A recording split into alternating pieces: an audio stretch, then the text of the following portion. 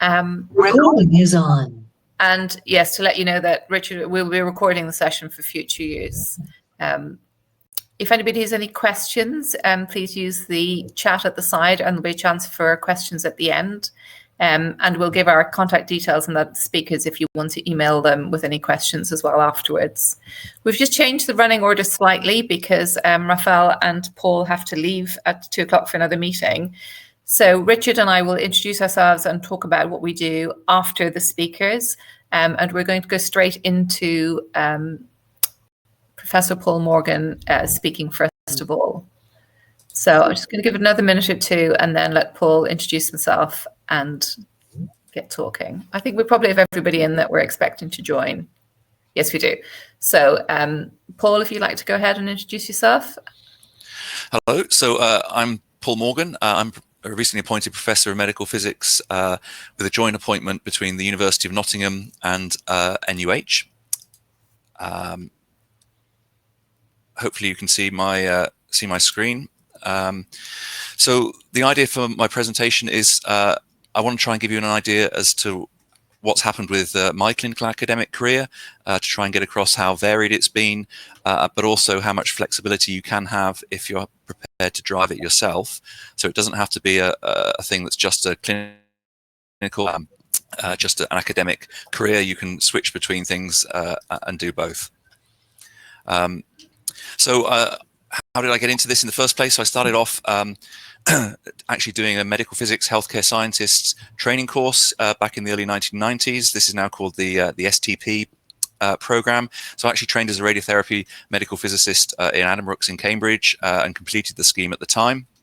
So this was fascinating for me from a sort of healthcare scientist point of view, because there's all this fancy physics going on with linear accelerators. And it also allowed me to become what is now called the HCPC registration, which is obviously important for clinical careers. I think I learned a lot of things. Multidisciplinary teams, obviously not quite as advanced as this at the time, but working with a whole range of different clinicians was an important thing. And of course, understanding the issues that patients have, especially in radiotherapy, which is also important for designing research, where a lot of purely academic researchers will often think patients can lie still and follow instructions, whereas of course we know that the patients are a far more mixed bunch. After 4 years, I thought that was great, but I wanted to do research properly, so I applied for and got a PhD position at the University of Nottingham. This was not a clinical NIHR equivalent PhD. This was a pure university PhD where I got into looking at spatial distortion in MRI and checking its applicability for planning neurosurgery for doing biopsies and craniotomies. After that, again, I stayed in the university full-time as a research associate in academic radiology, as it was then called, which is in the medical school in the QMC. So this was having a medical school in the hospital is great because it's embedded within the hospital. So even though you may be employed by one organization or the other, you've still got options to integrate with both sides of both the hospital and the university side. So that got me involved into a lot of MRI research. Here's looking at lungs, stroke, and some of the early fMRI. Again, being embedded in the hospital meant that most of this research, although funded by the university, was done on hospital MRI scanners with hospital patients. And some early work here looking at carotid stenosis, looking for this bright signal, which is not very good. And again, with links through to the university, you've got a clinical scan on the left-hand side here, but after the surgical removal of the clot, we had the opportunity to do some MRI sessions across at the university on their 11.7 Tesla high-resolution system.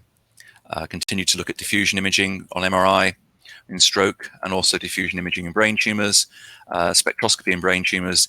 Again, this was university-led research, but performed on the clinical MRI scanners when clinical patients came for their appointments. Also involved with some early multiple sclerosis research. My first big funding was looking at whether or not we could use some of the early robots to help planning brain surgery. I got a lectureship appointment also at the university in academic radiology in the medical school, and the team was starting to grow. At the same time, clinically, the hospital purchased its first 3 Tesla MRI machine, which was a great boost forward for research, and the university installed its first 7 Tesla MRI system. So having these 2 high-powered systems, one in the hospital, one in the university, allowed for some excellent research on patients on both the hospital systems and on the university systems. Again, we continue to expand the carotid stenosis imaging, and also started to look at some brain imaging and some more advanced multiple sclerosis imaging, initially on the 7 Tesla scanner at the university, and this has now been translated across to the clinical scanners in the hospital.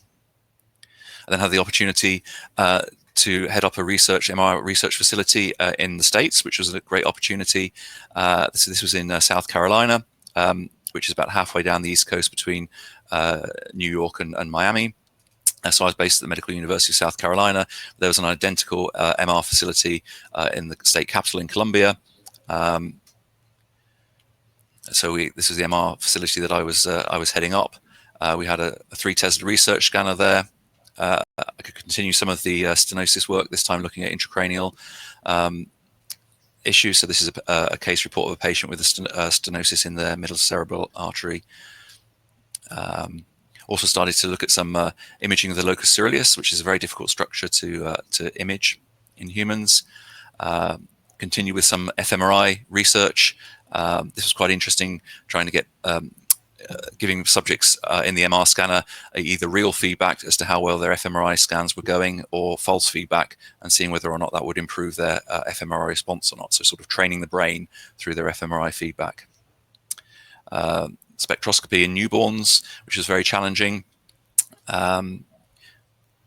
So a really wide range of topics. Of course, it wasn't all research. South Carolina is on the US seaboard, and they have a lot of fantastic wildlife in the sea, including turtles, but they also have boats, and when turtles and boats, especially propellers, come into contact, the results are not very pleasant. So the South Carolina Aquarium had a turtle rescue facility, and they called me up one day to say, can they do an MRI of their turtle to find out why it wasn't swimming properly. So they pitched up, obviously in their pickup trucks with the turtle, and we put the turtle into the MRI scanner and produced some, I think, quite interesting 3D images of the turtle from their MRI scans. Unfortunately, it didn't help the turtle, but it was an interesting sideline that I think you only really get in research facilities. I then came back to Nottingham, this time working purely in the Queen's Medical Centre in Nottingham University Hospitals, but with a research remit when I had spare time. So this was in medical physics and clinical engineering. So my role was to look at MRI on the clinical side, as well as ultrasound and informatics. So this was all as a healthcare scientist again.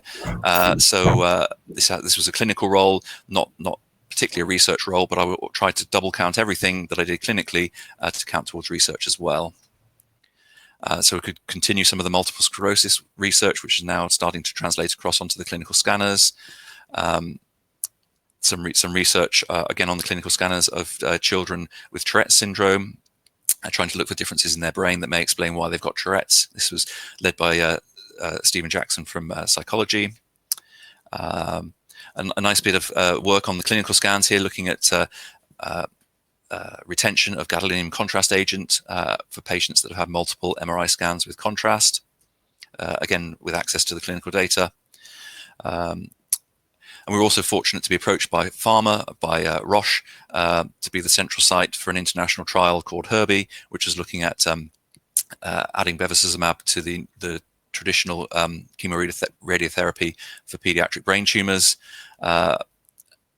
And certainly you'll find as you move forward in your careers, the more you network, the more you get international connections and international trials, the more prestigious the research tends to come. So this led to a number of really quite high impact publications, which has really put Nottingham on the map, I think, as being an international centre for pediatric brain tumour imaging and analysis.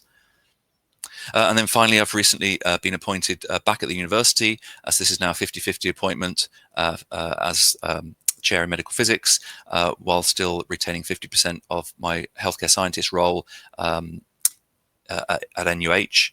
So I'm now positioned in the beacon of precision imaging, again in the medical school, just around the corner from the clinical MR scanners as well as the research MR scanners. Going forward, one of the things that looking to increase the research on is our new hospital in intraoperative MR scanner. So this is a patient in theatres in Alderhay Hospital in Liverpool. So the patient is halfway through a craniotomy. They've been draped, putting the MR components over the top of their draped head. They're then transferred off of the theatre table on the left onto a transfer table on the right. That's detached, sliding doors open. The theatres team then wheel the patient through into the MRI scanner room through those sliding doors.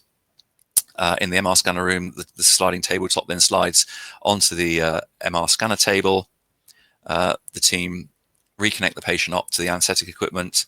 They go into the scanner for their scan, and then the reverse process happens. They go back into theatres to continue the operation. So we now have our own version in Nottingham. Here's a picture of it on the right-hand side through the sliding doors, and here's a picture of the socially distanced team. This is now scanning radiology patients, but the theatre is still holding as a temporary ITU for COVID patients.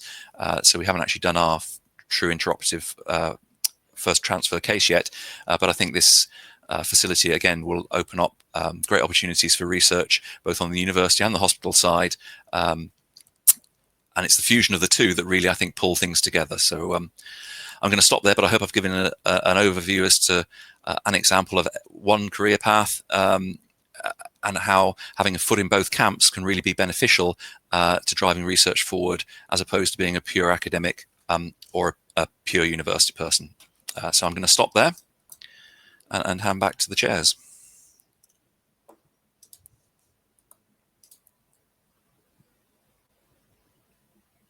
And I think yeah, that's amazing. Thank you very much for that, Paul. It's really interesting. I think you've got a fantastic example of somebody who's worked clinically and yet driven so much research forward in the hospital. And also you've been a supervisor to many students, both MSc and PhD, who've managed to combine a clinical and academic career as well. We're going to move on just because I know you and Rafael have to go. So Rafael, if you don't mind, we'll start with your talk and we'll have questions after that. Thank you very much.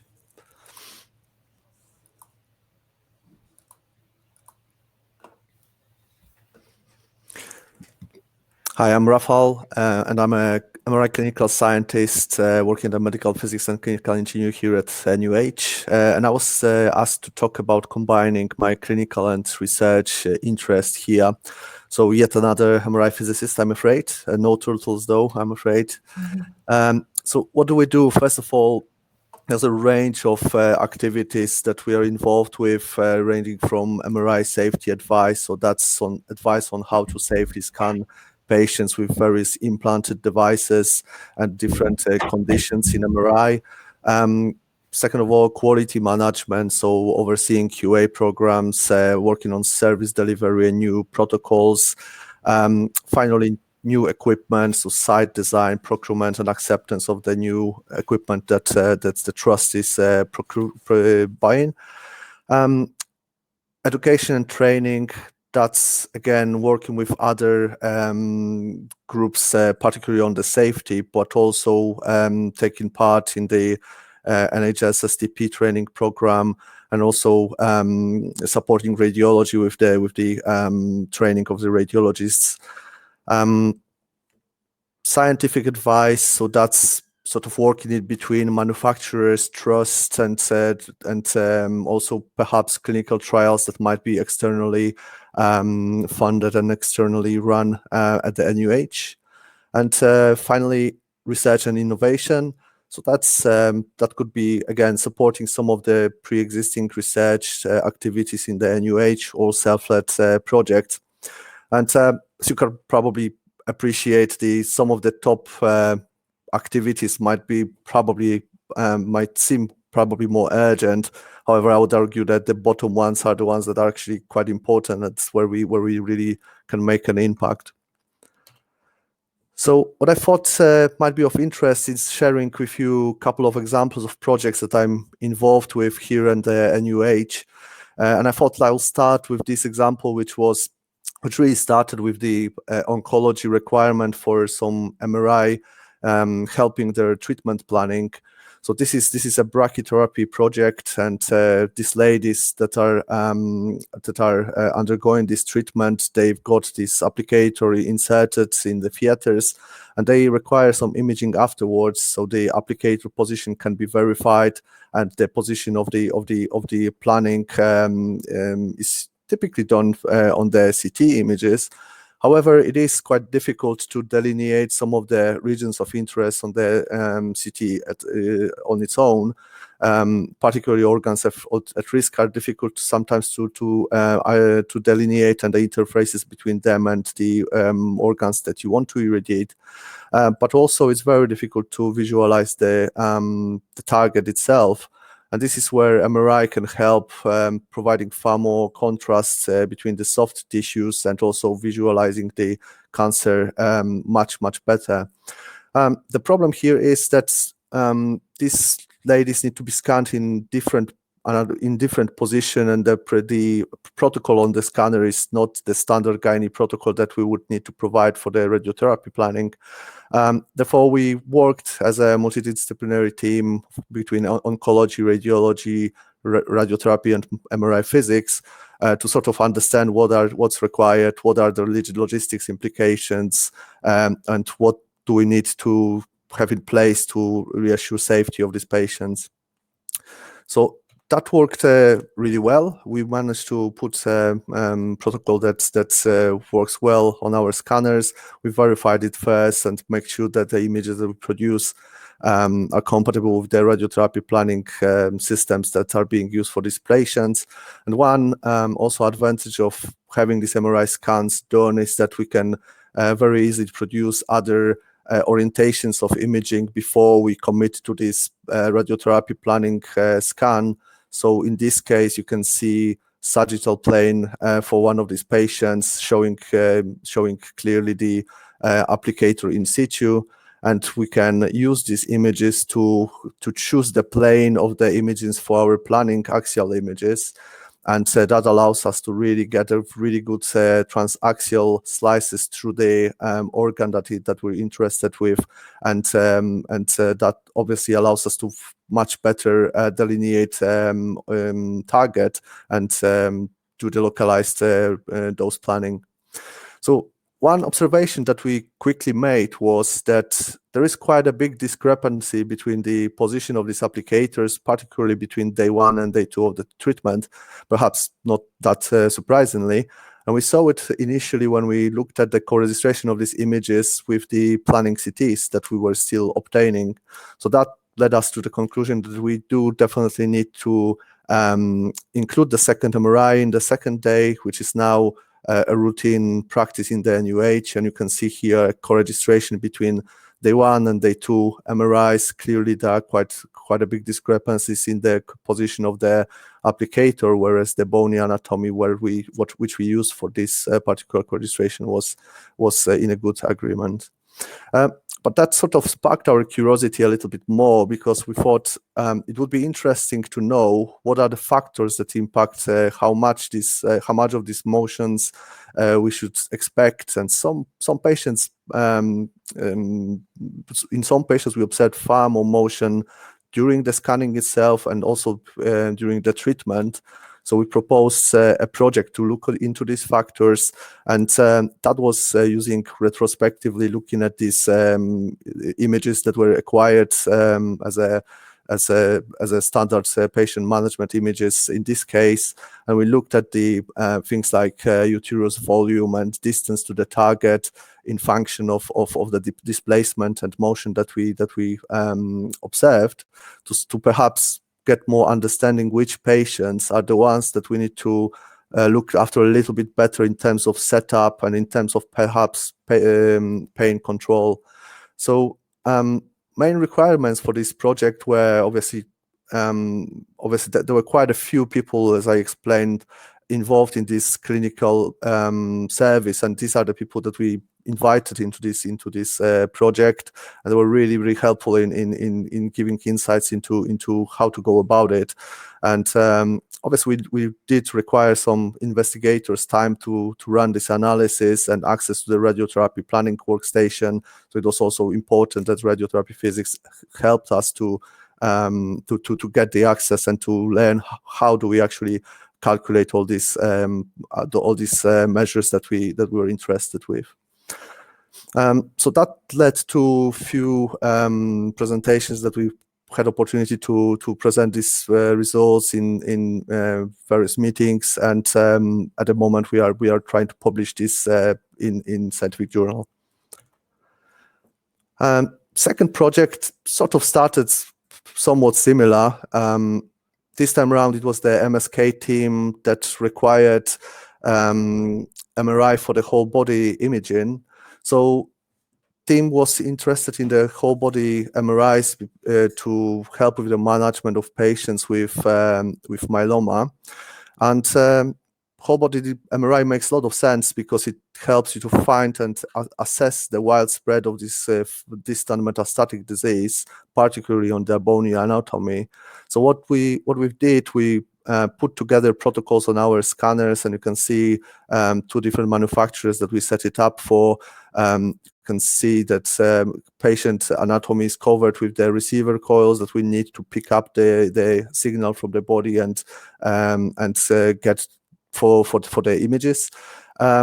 And what we do here, we scan this the patient anatomy station by station, and when we get all the images, it is possible to combine them all together for the analysis. And the beauty of some of the methods that we've got available in the MRI, particularly in this case diffusion weighted imaging, is that it really allows you to get this really good contrast between the highly cellular disease and the rest of the body.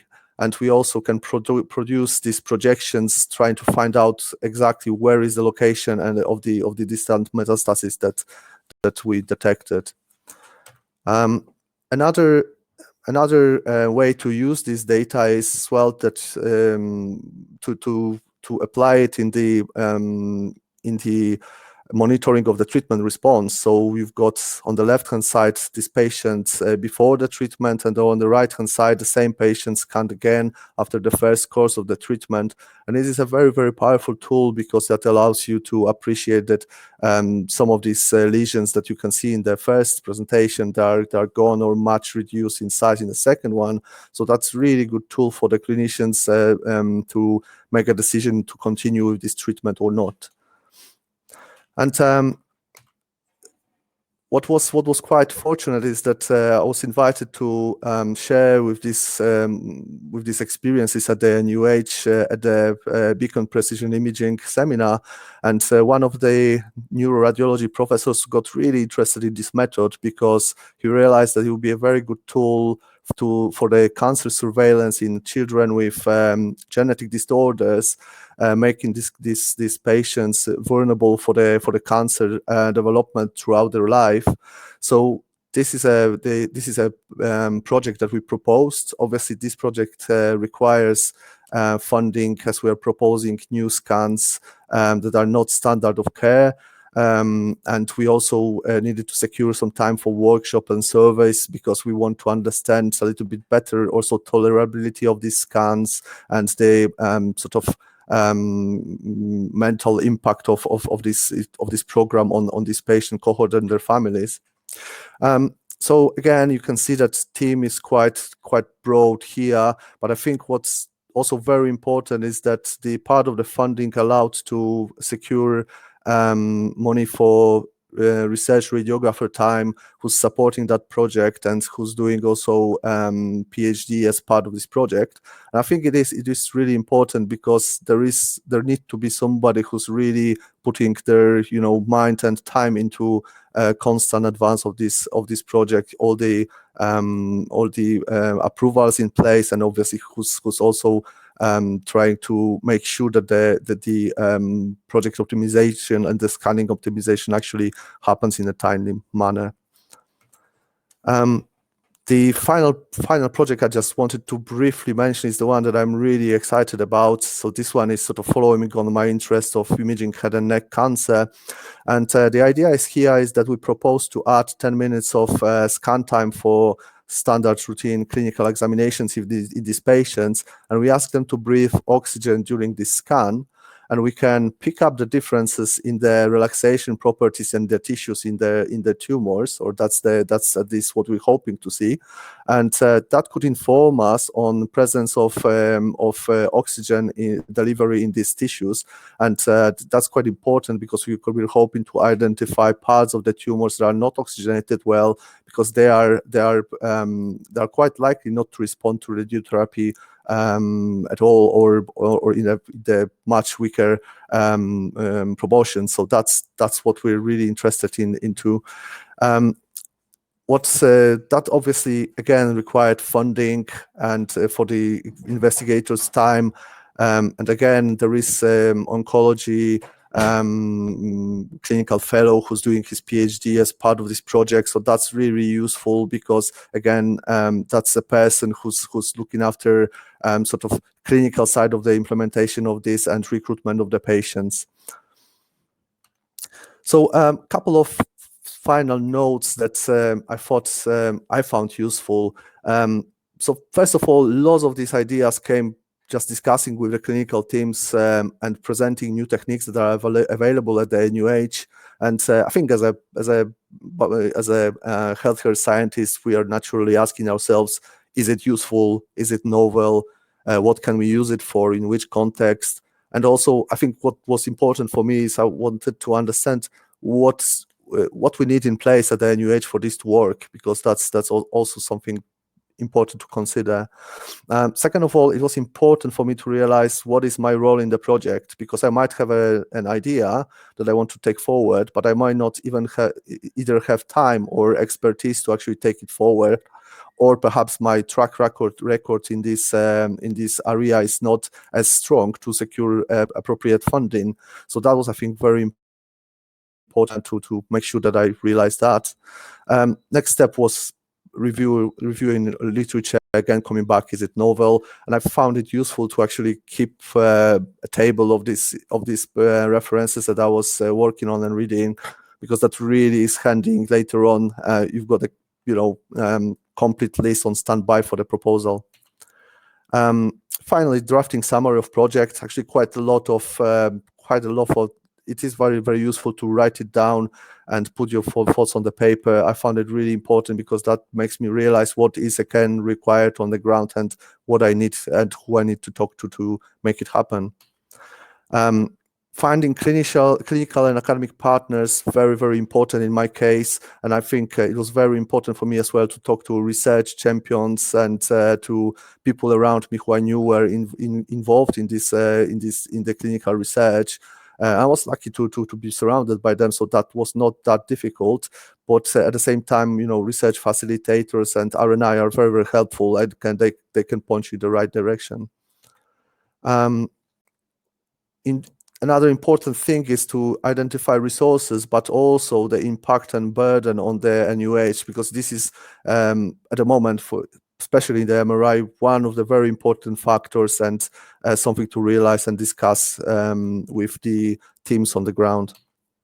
And finally, it is a journey. It requires patience and persistence. I think it is important to highlight that it's not coming all together at the same time. But I'm very happy that these projects are on the way, and they look really, really promising. Thank you very much. That's all I wanted to share with you. Thank you so much, Rafael. That was really, really interesting and inspiring. I mean, you've combined a busy clinical career with a lot of research, a multidisciplinary research, which is really good. There's one quick question before you go. I see Claire has asked if you've been involved or aware of any research around MRI Linux. Not in the research side per se, I would say. So in my previous job, I worked in Real Marsden, and we were at the stage that we were installing the MR Linux there. So I left to Nottingham before there were research projects on the ground, but I was somewhat involved in the project itself there. Brilliant. Thank you so much. I'm going to let you go because I'm aware you have an urgent meeting, and Paul as well. So we'll just say thank you very much again on behalf of the group for your talk. And we have that, it will be available because it's recorded if anybody wants to have a look at it again. Thank you very much. Thank you. If anybody has any questions that they wanted to ask Rafael or Paul, feel free to put them in the chat and we could answer them if we know, or we can direct it to them.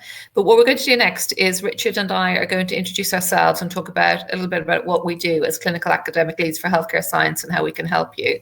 So I'm just going to hand over to Richard for that, if you're ready. Yep, here it comes. Hold on. Yeah. Seamless. That worked? Yeah, lovely. Everyone can see that, can they? Yeah, thank you. Okay, great. So this was the. We're going to come back to this in a few minutes. So we all know that research in healthcare is very important together. Health research improves health and the wealth of the nation, and improves survival and quality of life. By improving diagnosis, we know that 80% of all diagnoses are underpinned by healthcare scientists. So we're a big part of that. And so research looking at disease prevention and more effective treatments, and also more cost effective. And so research is also a significant part of the scientific training programs as well. If anyone's been through that or going through that at the moment, or have training or being training officers for that, so that's a very important part. So we do need to know about research to help others, but also for our own work. But there are a lot of obstacles in the way. The location, so the department, the hospital, the division. There can be problems with feeling that research isn't a priority. Time can be an issue. Again, we have clinical commitments that we may not feel as though we can concentrate on the research. Sometimes the person doesn't believe that research is a good thing to undertake, and just need to get on with the clinical job, looking after the patients and providing the clinical service. Knowledge. These events are aimed to start people thinking about how they get that knowledge of how to carry out research, how to be involved in research. Sometimes there's equal opportunities problems. A lot of the time, funding is an issue. Trying to get money to take time out, money for research scans, research diagnoses. That can be an issue. Ethics is a big problem. A lot of people don't like ethics. It's can be a very steep learning curve to go through all the HRA and ethics applications. And then you get something like COVID, the unexpected, that just kiboshes a lot of research and changes the landscape completely. Before COVID struck, Claire, chief scientist, and I put together a job for the clinical academic lead. So, and luckily Carolyn and I got the job. We shared 2 days each. We started in September.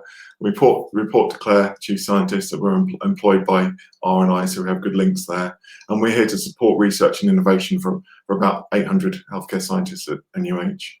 So Carolyn's an MR radiographer with a long history. She's worked at university and at the trust. She's finished a PhD last year, and she's on the Gold Fellowship at the moment. And she's had a special interest in fetal imaging. I'm a clinical vascular scientist, worked in the vascular department for the last 20 years, diagnosing peripheral vascular disease, and I have a specific carotid and venous disease interest in did carotid disease for my PhD, and I'm taking that forward, and also venous disease going forward with projects. So we both have active research portfolio, and we're trying to obviously develop that as well as developing everyone else's in the healthcare science. So we have a role of increasing capacity So the number of people actually undertaking research, and also the capability. So people need to be research aware if they're not actually, even if they're not leading research or being part in data collection or analysis. You need to understand that research is very important, because our jobs don't stand still. New techniques, new scans, new procedures, they're all important, and they come from taking part in research. We need to participate in research. That's in data collection, identifying patients, and then you move on to become an independent researcher and lead research. So we want to sort of take people on that journey to become better researchers. So we're offering, with the Research Futures, help with funding and training. We're putting together a healthcare science research plan. We're able to signpost and help collaborations. We're giving research advice and putting on research clinics. We've had quite a few people come to the research clinics, and we're developing those and hoping to help people through applications to apply for the NIHR funding that we've seen, but also to other funders, big charities. We're trying to improve research awareness, and we're putting on things to communicate success. These are things we're going to do in the future as well. So any ideas you have or any support you need, you can contact us. So we can help you with your research. Your line manager and your colleagues should, and Research Innovation should be able to help you as well. Hopefully you've got our email addresses, but there they are anyway. So it's just to introduce us. If you haven't seen us before, haven't had a few emails from us before, but please contact us if you need to in the future. So we'll move to just any questions you have at the moment.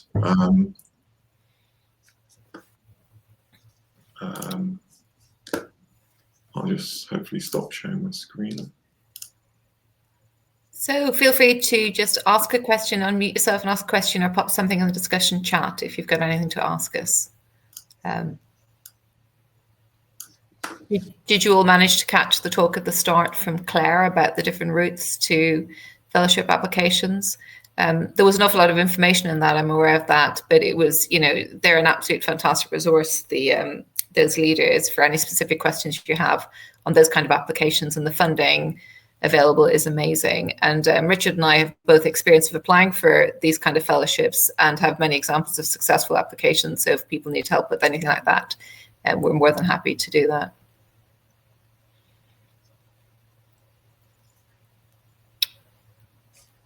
Yeah, unmute yourself if you have any questions, or put them in the chat, but go for it, Claire. Just to ask the people here, presumably they've come here for a reason, so it'd be interesting to understand their aspirations around clinical academic careers. You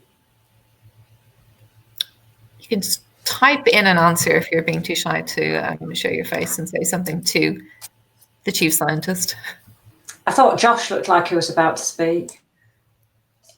Hi, Claire, you're right. We've spoken about this before, haven't we, actually? So yeah, it would be interesting. I would really quite like to be able to combine both a research career and my clinical practice. At the minute, the pathway for that isn't as well defined as it is for the medical side of it. From speaking to Louise Bramley, actually, she says that the doctors complain that actually by having such a defined pathway, it pigeonholes them a bit. So we could see that as a positive thing, that there isn't quite such a defined pathway. But it does make it difficult to envisage what your life as a clinical academic would entail without there being that obvious pathway there. So yeah, I think that's where I'm at, really, trying to work out what it would be like in the future, balancing both your clinical duties and your research aspirations. I think everyone's different. I think that's the beauty of it. It's sometimes very hard to see that path. It's not written down, but actually everyone's different. Everyone has a different route to their clinical academic career, and it's important to speak to lots of different people about it. and get some inspiration from and also the opportunities in terms of funding and time that can depend on your clinical work, but also on the funding you get as well. So speaking to a lot of different people, trying to carve out a niche for yourself is a good start.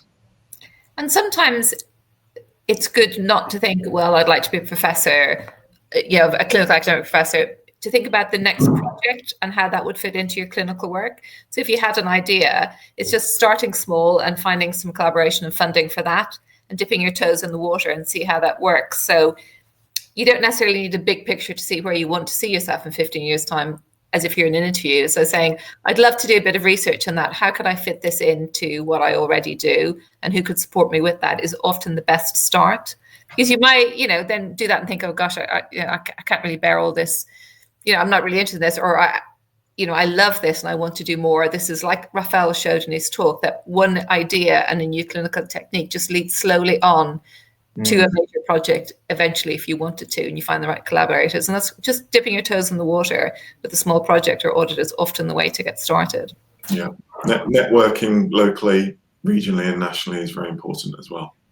And don't be afraid of obstacles like ethics or funding, because that's what Richard and I are here to support and signpost you with. So finding a good idea is your start, and then helping us. We might not know anything about your project, but we certainly know how to get things going for you is the next step. But having a conversation with your line manager, your colleagues, and anyone else who's in your department that's been through part of that can help as well, and see how you might be able to do that. Thank you very much. Yeah. I think it's the finding time to do research rather than the lack of a desire to do it, or the lack of ideas for it. And I've got a very supportive network of people around me, which is lucky. Apart from the fellowships which we've been hearing about today, are there any other funding opportunities that you would recommend looking into in order to not fund the project as such, because the project wouldn't need funding, but I would need time to do it. So buying my time from the department to allow me to do those. So professional bodies sometimes have small pots of money. The NUH charity, that would be another one. I know my professional society has £4,000 or £10,000 a year to give, and so that's a good way of doing it. So it might be from that point of view. Quite often professional bodies will say they won't pay fees, but they'll pay towards salaries because they know that's the bind people are in trying to get going on a career. I've just finished an application recently to buy out a few days of my time to help somebody with a research project from my professional body. And that was specifically salary support is what we need to give ourselves some dedicated time to do this. And that doesn't actually cost anything what we want to do, but it's the time to do it. So. I think that's that realization. It's fine to be bought out from your time. It's okay to ask for salary. You don't need to buy a bit of equipment or a service. Actually, it's buying your time is the biggest asset, biggest cost often. And then you feel justified in spending that time on the project, and not that you should be doing your clinical work. As a hospital and as a division and healthcare scientists, we're very committed to research. So we'll do our best to support you, and the managers should be the same to support you. If you can manage to find funding to buy out your time, that we will support that. Yeah. Wonderful. Thank you very much. Does anyone else have anything to add or ask? Would anybody like to share any successes that they've had? Because it's very encouraging, I think, for people working in a clinical career to hear about people getting some research funding or research time or publications or whatever.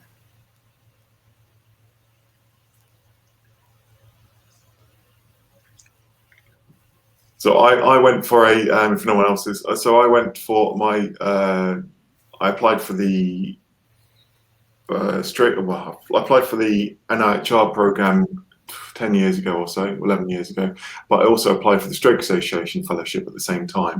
I didn't get the NIHR one, but I got the Stroke Association one. So using the same application for two different fellowships was very important at that point. So you don't necessarily, the NIHR is obviously very good and very highly competitive, but you can use it for elsewhere as well. I had the same experience as Richard as well. I applied for an NIHR fellowship to pay for my doctorate because obviously I couldn't pay for it myself. That was unsuccessful, but the exact same application I managed to recycle about 3 months later to the College of Radiographers, who did give me their doctoral fellowships. So, you know, both success in fellowship and also nothing is ever wasted. You might write a grant proposal and have it knocked back, and suddenly you'll see another offer of funding that's probably more suited to your project that you can go for. So, you know, pegging away and working on projects is worth it, because you're not always successful in your first go at funding, but you can refine and keep going. And the research design service is absolutely fantastic for help with that, for practicing. They're very experienced in applying for grants and identifying weaknesses and finding support for you. So that's really, really good. I see that the keynote session overrun, so the conclusion will not start until 2:30. It's been even more time to chat or ask us questions if you want to. Is it worth sort of talking? I don't know if people would find it helpful to talk about how to sort of build some publications, you know, starting small, maybe a plug for the Engage Enthusiast, whatever it's called, the 3E thing. You know, like, I don't know, I was involved in something over COVID that was around a radioiodine patient, and it was a case, I was just about to say it was just a case study, but actually it was a publication. It wasn't a massive piece of work. It was actually sharing something we'd had to work through in our normal clinical day job, but it does count as a publication. So about like starting small and building up.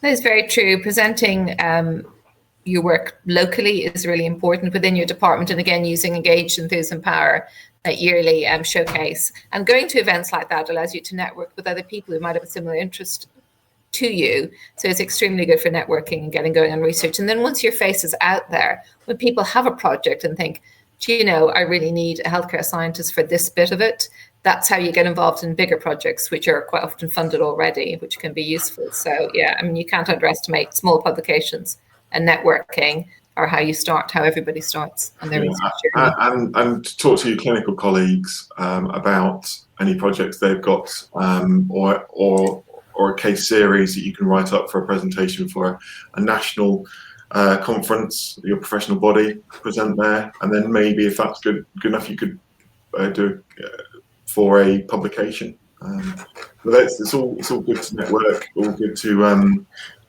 to get those sort of small publications going, and then you might get your name on a bigger publication.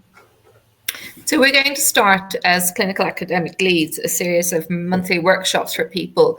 We're doing things like writing the perfect abstract, or how to put a nice poster together, or getting going on writing for publication, because I think these are skills that we may have had as undergraduates or students, but feel like we kind of lose as we move along the clinical journey. So writing for publications, definitely an art.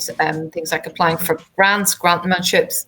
There are techniques for that you can certainly learn. So we're hoping that these drop-in workshops, which will also be recorded, will just give people, if you think I've got an idea for this case report, but I really don't know how to put it together, that a bit of peer support and instruction will help you take that first step. And if anybody has any ideas for the sort of workshops that you'd like to see, we're very open to suggestions, and we'll be able to find an expert too, or somebody to facilitate them. Has anyone presented at national conferences or local departmental meetings and found it useful, and how'd that go?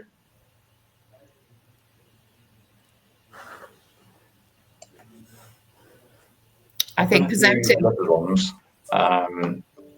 A couple of them were a surprise. I ended up doing what I thought was going to be a small specialist interest group one, but it turns out to be part of the larger BCCA conference, and so we had a room of a couple of hundred people. That was entertaining. But it certainly makes presenting in front of smaller groups seem less intimidating after that. Yeah, I presented one of the stroke meetings I went to. I was expecting, it was very early in the morning. I was expecting 3 presentations. One of them cancelled before the meeting. One of them cancelled on the day. So there was me and a very small room, well, quite a large room, with all the great and good in stroke. Physicians and loads of people that I knew all the names of, and that was very, very nerve-wracking, but it was a great experience. So it's a good thing to do sometimes. Sometimes bigger audiences are slightly less intimidating than smaller audiences, especially if it's a small audience of your peers. That's and I think everyone has to remember, if they're nervous about presenting, you can see all the holes in your work because you know it inside out, but other people can't. They just see the good bits of it. And behaviours at conferences are normally good enough to not pick holes and stuff, aren't they? So as a rule, it's quite a rewarding experience in my experience.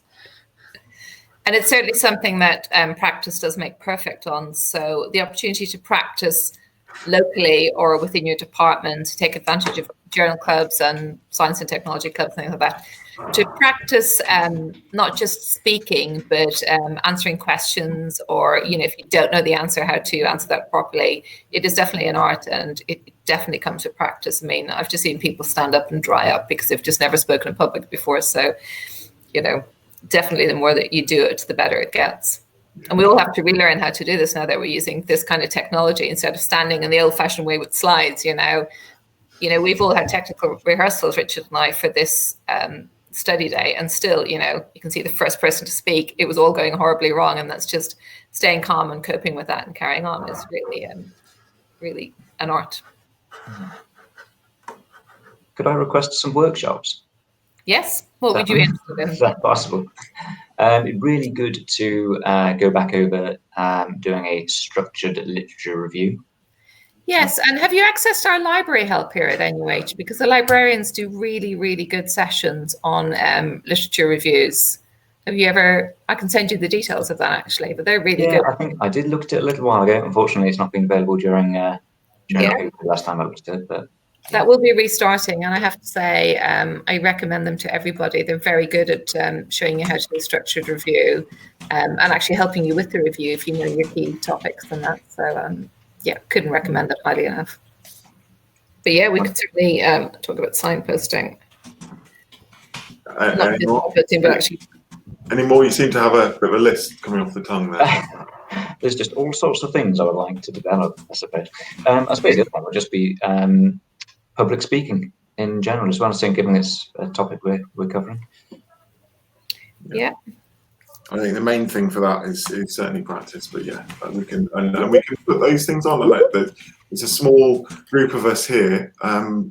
We can, if you have projects, we could put some healthcare science little afternoons or an hour on, and we can get those presented, and then that would from yourselves, and we can see what you're up to and give you pointers towards that as well. The other thing we're working towards doing is the University of Nottingham have excellent one-day and half-day courses on things like presenting for conferences, and we're hoping to have a bit of mutual toing and froing with workshops and get access to some of those for people who are interested as well. And I can highly recommend them. They're very good. They quite often do it compulsory for PhD students to do a few of these one-day, what do they call those? Short courses, I think, isn't it? Yeah. And we're hoping to have access to NUH staff to go onto them as well, and they're very good. Yeah, there's so the NIHR Learn has some good resources like the GCP, and also there being the principal investigator, for example, or introduction to clinical research. But yes, Tom Smith from the Research Futures, he's working towards getting those access for the trust staff for those central short courses, which are very good. Yeah. I think there might be some merit in us doing something for healthcare science, actually, that's bespoke.